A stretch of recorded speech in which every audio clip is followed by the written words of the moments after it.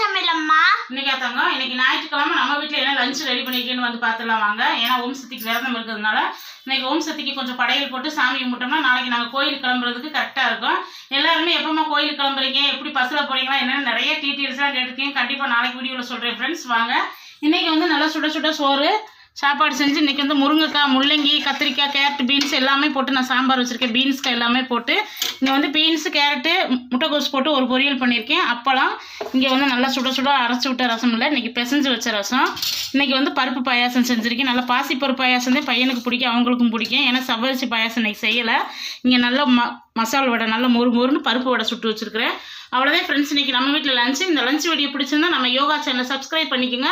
இன்றைக்கி திருமண நாள், பிறந்தநாள் கொண்டாடுற அனைவருக்கும் நம்ம யோகா சேனல் சார்பாக எல்லாத்துக்கும் வாழ்த்துக்கள் ஃப்ரெண்ட்ஸ். சேஃபாக கொண்டாடுங்க, சேஃபாக இருங்க. நாளைக்கு வீடியோ நாளைக்கு பார்க்கலாம். Bye friends, thank you.